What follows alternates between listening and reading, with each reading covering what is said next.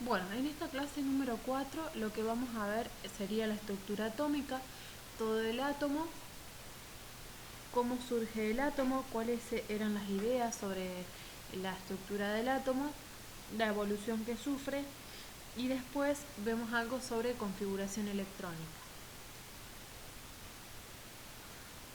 Las primeras diapositivas es lo que ustedes habían visto en el propedéutico, se los vuelvo a recordar y de ahí se retoma para después profundizar.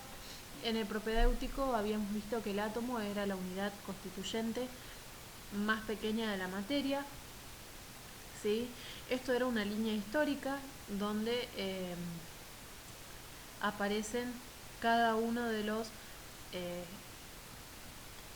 pensadores o científicos que estuvieron involucrados en la constitución o la formación de cómo sería un átomo.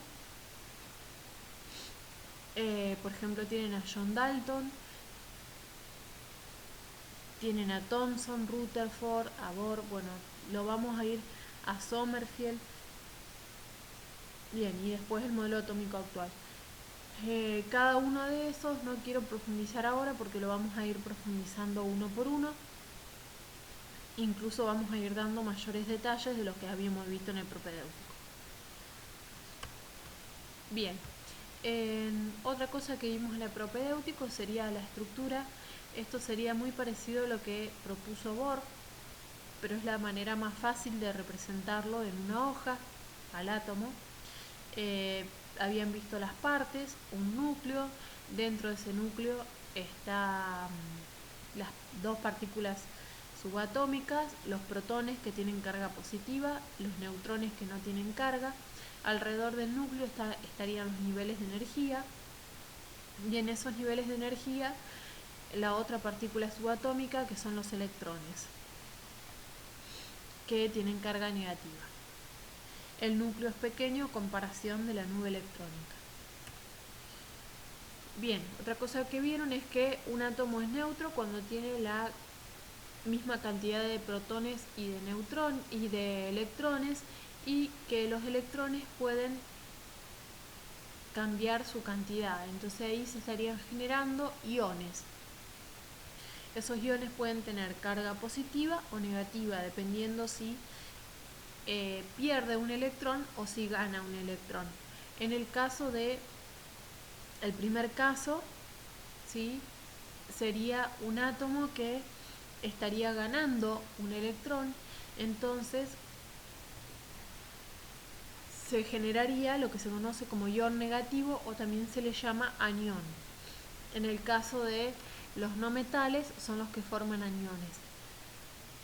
El otro caso sería un átomo neutro que pierde un electrón, y al perderlo me queda un ion positivo, entonces estaría formando lo que se llama catión. Y el caso de los metales, son todos cationes, o forman todos cationes. Bien. Otra cosa que habíamos visto, por ejemplo, era la formación de cloruro de sodio, donde el sodio pierde un electrón, y ese electrón que pierde el sodio lo toma el cloro. El cloro se transforma en un anión. Fíjense que el sodio es un metal, el cloro es un no metal.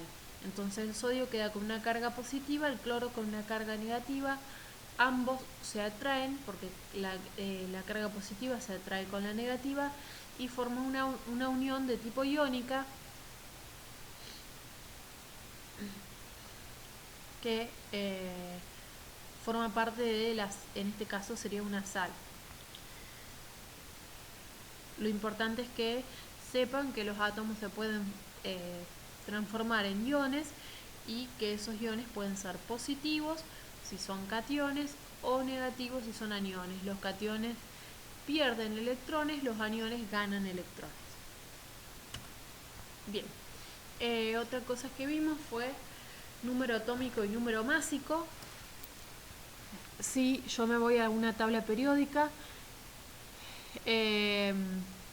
con esta X estaría representado el símbolo del elemento. El número másico se representa con una A mayúscula y el número atómico con una Z. El número másico es la cantidad de protones y neutrones y el número atómico es la cantidad de protones que tiene ese elemento.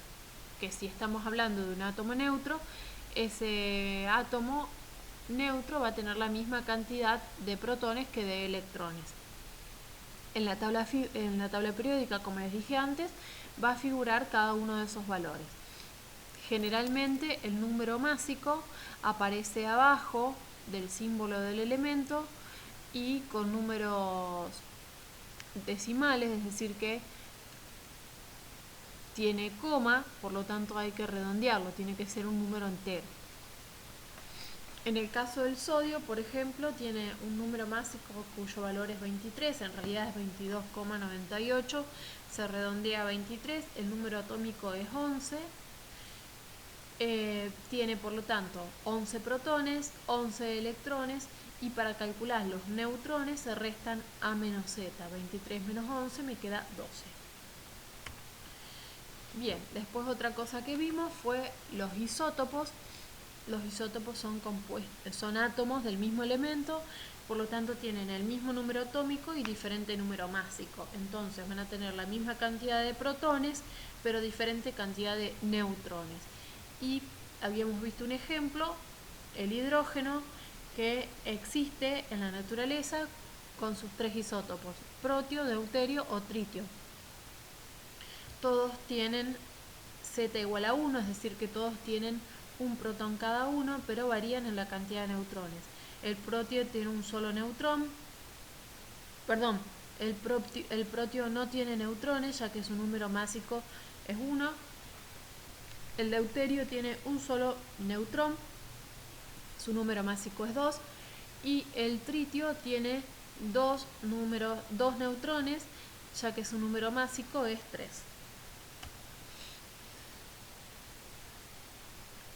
Bien, hasta ahí es lo que habíamos visto y conocido en el propedéutico. A partir de ahora empezamos a profundizar en lo que serían los contenidos de Química 1.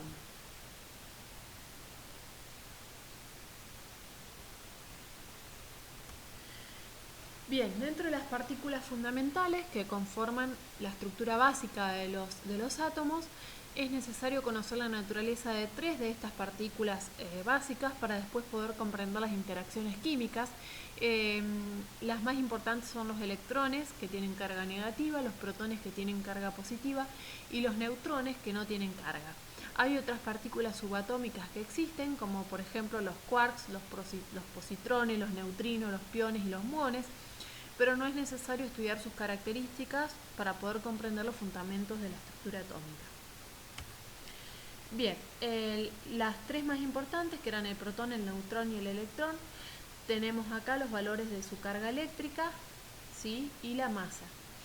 Fíjense que el protón tiene la misma carga que el electrón, pero de signo contrario, es decir, el protón es positivo, el electrón es negativo, pero el valor es el mismo. Y en cuanto a la masa,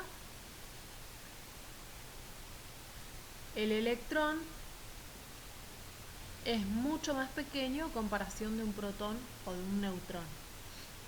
¿Sí? Fíjense que el electrón es 0,0005 UMA contra una UMA, que es el neutrón, y una UMA, que vale el protón. Bien, en cuanto a los descubrimientos, la primera partícula subatómica que se descubrió fueron los electrones. Surge al principio de 1800 Davy, que encontró que cuando se hacía pasar corriente eléctrica a través de sustancias, algunas de esas sustancias se descomponían. Entonces sugirió que los elementos de un compuesto químico se mantenían unidos por fuerzas eléctricas. En 1832 y 1833, Faraday continuó con esos estudios y determinó la relación cuantitativa entre la cantidad de electricidad que se consumía en la electrólisis y la cantidad de reacción química que tenía lugar. En 1874, Stoney sugirió que los átomos llevaban consigo unidades de carga eléctrica y unos años más tarde sugirió que esas unidades de carga se llamen electrones. La evidencia de la existencia de los electrones surge por experimentos con tubos de rayos catódicos. Un tubo de rayos catódicos es un tubo de vidrio que contiene un gas, este sería el tubo de vidrio. Adentro contiene un gas, a muy baja presión se sellan dos electrodos y al aplicar alto voltaje fluye la corriente.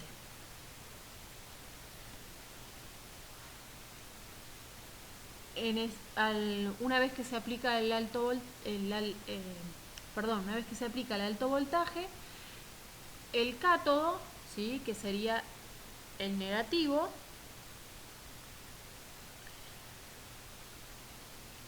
lo que hace es emitir rayos, los cuales viajan en línea recta hacia el ánodo, que es positivo, y producen un resplandor en la pared, ¿sí?, esta sería la pared, opuesta al cátodo. Cuando uno coloca un objeto en la trayectoria de esos rayos catódicos, ¿sí?, que van desde el negativo hacia el positivo, se proyecta una sombra sobre una pantalla fluorescente que contiene sulfuro de zinc cerca del ánodo. La sombra muestra que los rayos viajan del cátodo al ánodo, es decir, del negativo al positivo, y en consecuencia los rayos deben tener carga negativa.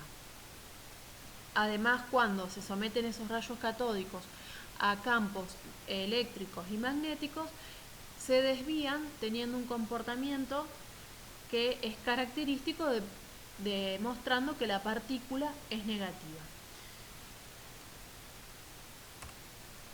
A raíz de eso, en 1897, Thomson determina que los electrones son partículas fundamentales que se encuentran en todos los átomos y estudiando bien con detalle las partículas negativas, las que llamó electrones. Mediante el estudio de la magnitud de las desviaciones pudo determinar la relación que existía entre la carga del electrón y la masa, es decir, la división, y pudo saber que la relación que existía entre la carga y la masa de un electrón era igual a 1,78 por 10 a la 8 coulomb sobre gramo. Bien, hasta ahí se desconocía el valor de la carga o de la masa, pero sí se conocía el de la relación entre ambos. Entonces era necesario conocer uno de los dos, o la carga o la masa.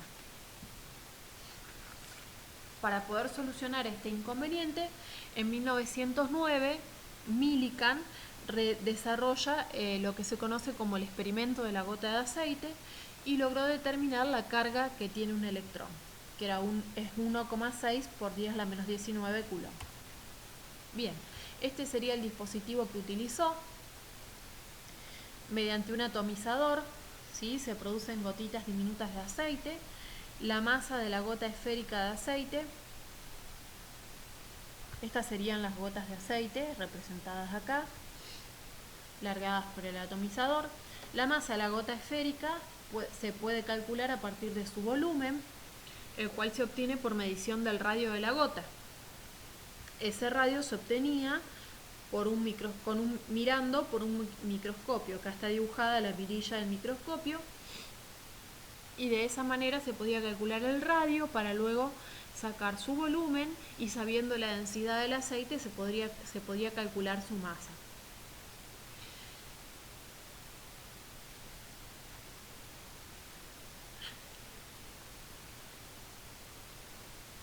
En esta experiencia, unas cuantas gotas, ¿sí?, pasan a través del orificio de la placa superior, y hay una irradiación con rayos X, los que aportan a alguna de las gotas una carga negativa.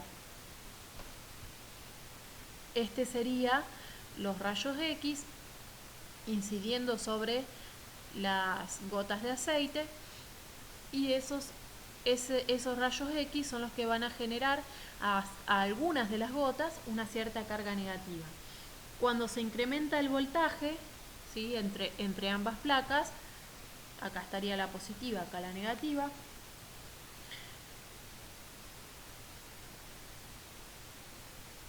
una gota con carga negativa desciende con más lentitud debido a la atracción que ejerce, ¿sí?, debido a la atracción que ejerce la placa positiva. Eso es lógico, la carga negativa empieza a descender más rápido porque es atraída por la placa que está cargada de forma positiva. Y también debido a la repulsión que genera la placa de abajo, que está cargada de forma negativa también. A cierto voltaje, llega un punto que a cierto valor de voltaje, la fuerza eléctrica, que sería la que está arriba, y la fuerza gravitatoria, que sería la que está debajo, quedan balanceadas y la gota se mantiene estacionaria. Si se conoce en ese punto, si se conoce el voltaje y la masa de la gota, se puede calcular la carga que lleva esa gota. De esa manera logró calcular la carga y después, como ya se conocía la relación entre la carga y la masa de un electrón, a partir de esa relación, si uno conoce la carga como hizo Millikan, se puede calcular la masa. Bien, posteriormente, después del descubrimiento de los electrones, surge el descubrimiento de los protones.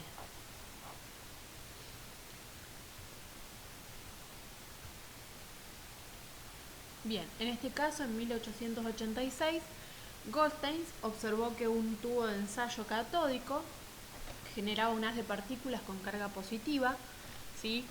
Se vuelve a utilizar un rayo catódico, pero con un diseño diferente, después lo voy a explicar. Se observó que ese tubo de rayos catódicos generaba un haz de partícula con carga positiva que se desplazaba hacia el cátodo. Recuerden que en el caso anterior se desplazaban las partículas hacia el ánodo. En este caso se desplazaban hacia el cátodo, que era el negativo. Se llamaron a ese haz de partículas rayos canales, ya que pasaban a través de un orificio perforado en el electrodo negativo.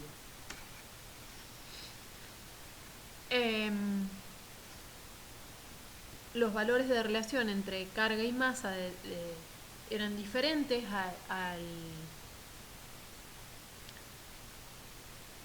al caso del estudio cuando se descubrieron los electrones, y eran similares entre las sustancias que se utilizaban para realizar esta experiencia. Por lo tanto, se llegó a concluir que existe una unidad de carga positiva llamada protón.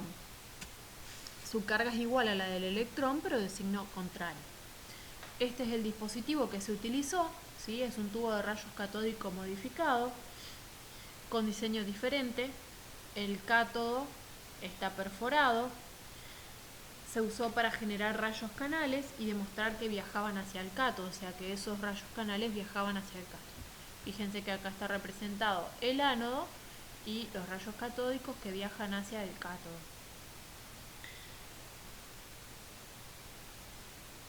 Los rayos positivos se desviaban ante la acción de campos eléctricos o magnéticos, pero en la dirección opuesta a la que lo hacían los rayos catódicos, que fueron los anteriores.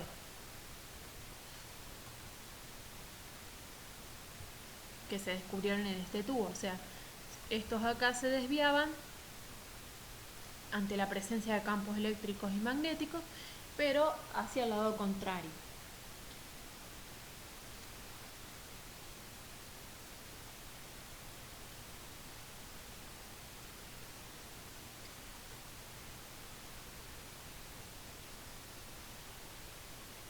Por lo tanto, la relación que existe entre la carga y la masa es menor que la de los electrones, ya que su masa es mucho mayor.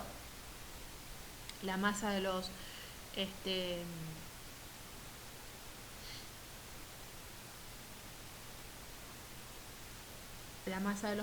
de los electrones es mayor.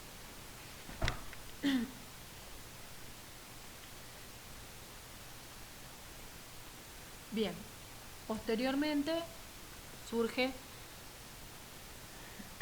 en 1900 el modelo atómico de Thomson, que lo que él predijo fue que el átomo era como una esfera con carga positiva. Recuerden que ya se había descubierto los protones, o se sabía de la existencia de los protones. Él dijo que el átomo era una esfera con carga positiva, y en esa esfera con carga positiva se incrustaban los electrones con carga negativa, y se lo llama también a su modelo como un budín con pasas, donde la esfera cargada de forma positiva sería el budín, y las cargas negativas, los electrones, serían las pasas que están incluidas dentro de ese budín de pasas. Bien, en el año 1909 Rutherford empezó a trabajar con las partículas alfa y dijo que las partículas alfa tenían carga positiva, y algunos átomos radiactivos emitían estas partículas al experimentar decaimiento radioactivo. Y en 1910 realizaron una experiencia, tanto Rutherford como sus investigadores. Lo que hicieron fue bombardear una hoja muy delgada de oro con partículas alfa, ¿sí? Acá estaría representado la fuente de partículas. Esta sería la lámina de oro.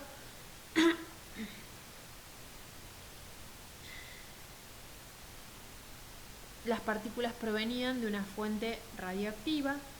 Detrás de la hoja de oro, ¿sí?, había una pantalla fluorescente de sulfuro de zinc para poder detectar la dispersión que tenía el haz de las partículas.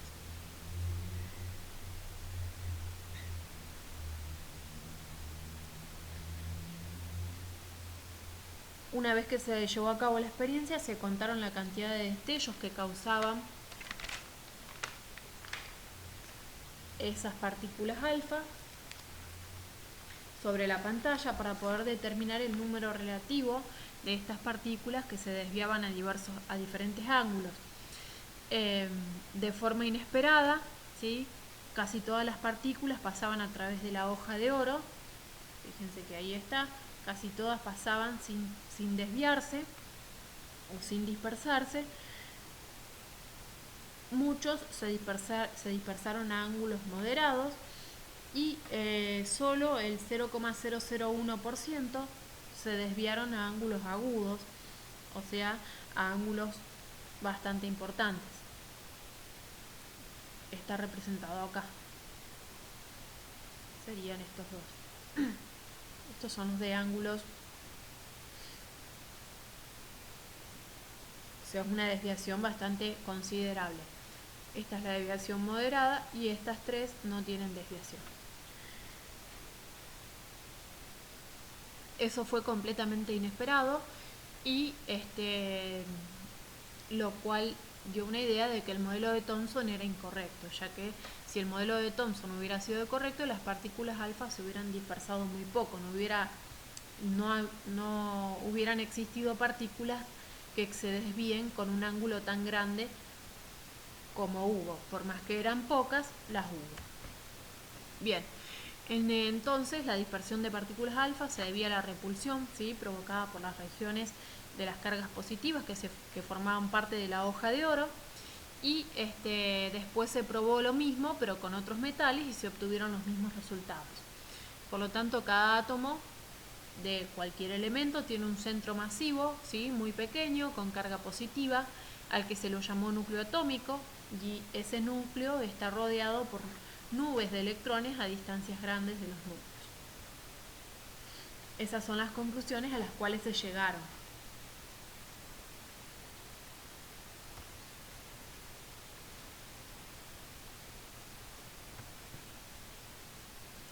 Bien, después, más adelante, en 1913, Moseley, estudiando los rayos X, generados por varios elementos y demostró que la longitud de onda de esos rayos podía relacionarse con el número atómico, es decir, con la cantidad de protones que presentaban los átomos. Cada elemento difiere del que le procede por una carga positiva más en su núcleo atómico. Este descubrimiento permitió dar cuenta que el número atómico era más importante para determinar las propiedades de los elementos y eso intervino en el ordenamiento de los elementos en la tabla periódica. Recuerden que el número atómico es la cantidad de protones presentes en el núcleo de cada elemento. Bien, Moseley para concluir lo que hizo fue generar rayos X al lanzar un haz de electrones de alta energía sobre un blanco sólido, un elemento puro, y los espectros de rayos X produjeron blancos de elementos distintos, lo cual se pudo registrar por medio de fotografías. En 1932, Chadwick empezó a trabajar sobre los neutrones. Entonces Chadwick demostró que casi todos los elementos que siguen al potasio producen neutrones cuando se bombardean con partículas alfa de alta energía. Recuerden que el neutrón es la partícula que no tiene carga y que está dentro del núcleo. Los núcleos de todos los elementos, salvo la forma común del hidrógeno, o sea,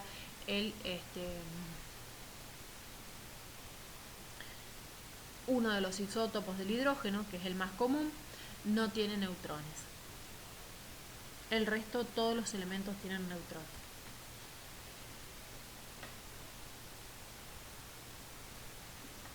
Bien, los isótopos ya vimos en el propedéutico que son átomos del mismo elemento con masas diferentes, o sea, tienen igual número de protones, igual número atómico. Su masa es distinta porque tienen un número diferente de neutrones en su núcleo, es decir, que su número másico es diferente. Recuerden que el número másico o número de masa es la suma de protones y neutrones en su núcleo. Si yo tengo el símbolo del elemento, puedo representar, arriba voy a indicar el número másico y abajo siempre se indica el número atómico.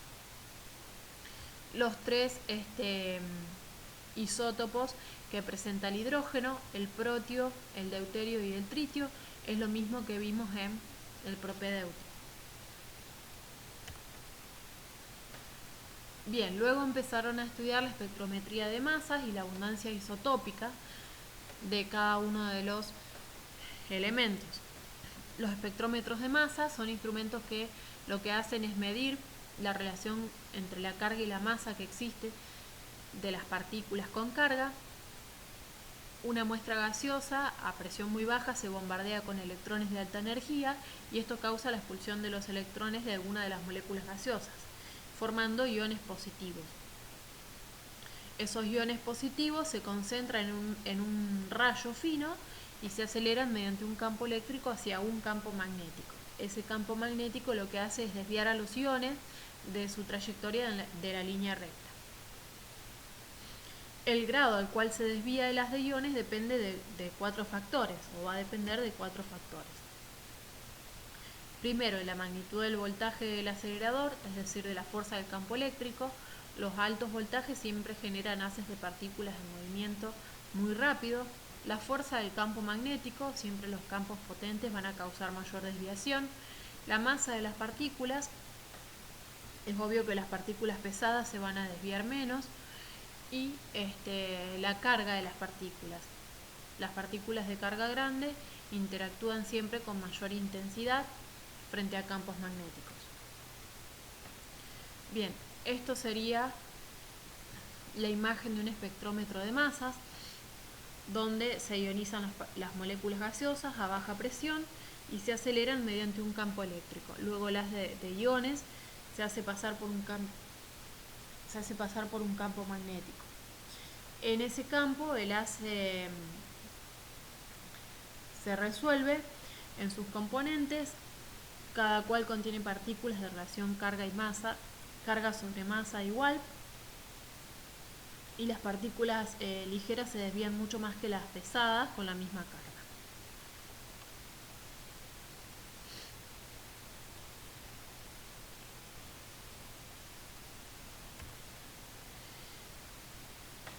Bien, el número atómico entonces es el número de protones que hay en el núcleo. El número másico o número de masa se simboliza con la letra A, es igual a la suma del número de protones y de neutrones.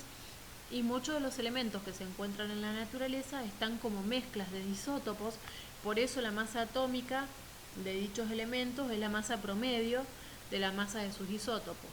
Por eso cuando ustedes miran en la tabla periódica la masa atómica de un elemento tiene valores con decimales, no es un número entero, porque es una masa promedio entre la masa de sus isótopos. Bien, acá tienen un ejemplo del cálculo de la masa.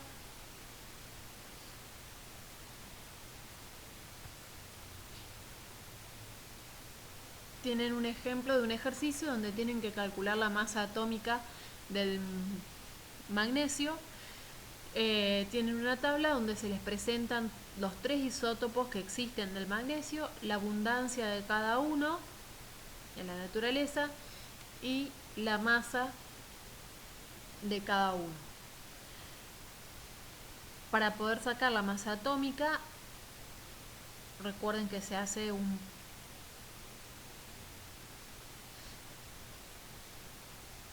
lo siguiente: se multiplica la abundancia por la masa de cada uno y luego se suman. Esa abundancia primero tienen que dividirla por 100 porque es un porcentaje.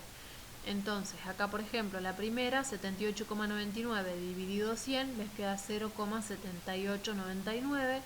Multiplican por la masa, siempre la masa tienen que poner todos los valores detrás de la coma, más 10 dividido 100 les da 0,1 por la masa del magnesio 25, y el último 11,01 dividido 100 les da 0,1101 multiplicado por la masa del magnesio 26, que es esa. Multiplican los 3 valores y luego suman todo, les da un total de 24,31 con 4 cifras significativas, ¿no? Bien, otro ejemplo sería el cálculo de la abundancia isotópica. El segundo ejercicio es un cálculo de abundancia isotópica, donde ustedes tienen la masa del galio, ¿sí?, que es 69,72 UMA, y después tienen la masa de los isótopos que de procedencia natural del galio. El galio 69 es 68,9257 UMA y el galio 71 es 70,9249 UMA. Lo que quieren saber es la abundancia porcentual de cada uno de los isótopos. Entonces, el galio 69, la abundancia es X porque no la sabemos, multiplicado por la masa más la abundancia del galio 71 es 1 menos X. A 1, que sería el total, se le resta la del galio 69, multiplicado por la masa del galio 71, eso es igual a 69,72 UMA. Cuando yo resuelvo esa ecuación, acá tendré que hacer distributiva, ¿sí? Cuando resuelvo la ecuación me da que X es igual a 0,60, así que si después lo multiplico por 100 para dar el resultado en porcentaje, el de galio 69 da 60% y el otro me queda 1 menos 0,6 da 0,4, multiplicado por 100 da 40%.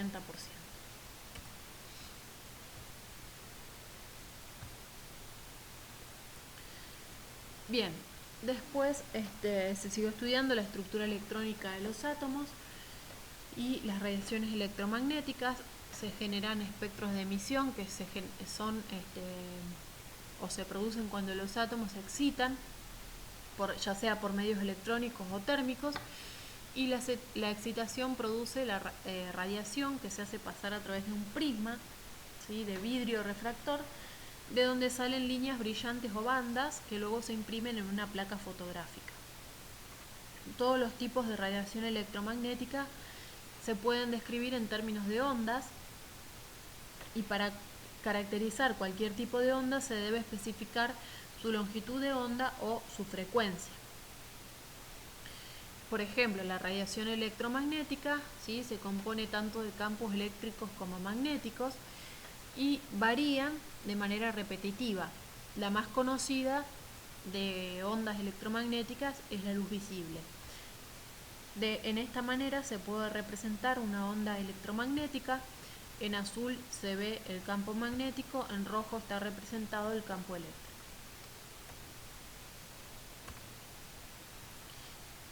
Bien, Newton fue el primero en registrar la separación de la luz solar, ¿sí? Lo que hizo fue un rayo de sol, un rayo de luz solar, lo hizo incidir sobre un prisma y observó que la luz blanca se descomponía en los colores que forman esa luz blanca, que observó que eran los mismos colores que estaban presentes en el arco iris, ¿sí? O sea, por lo tanto, que la luz solar posee todas las longitudes de onda que están presentes en la luz visible. Además, la luz solar también se compone de radiación ultravioleta e infrarroja, pero el ojo humano solo puede observar el espectro visible. Las demás no las puede observar.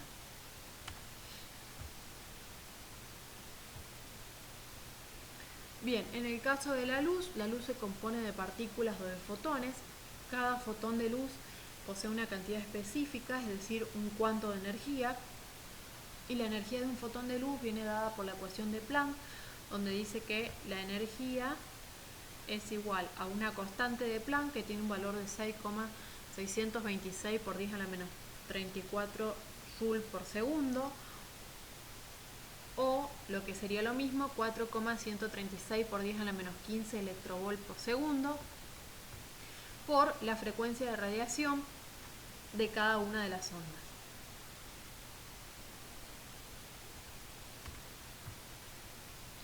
Acá corto este video, efecto fotoeléctrico lo sigo en el otro, para no ser tan extenso.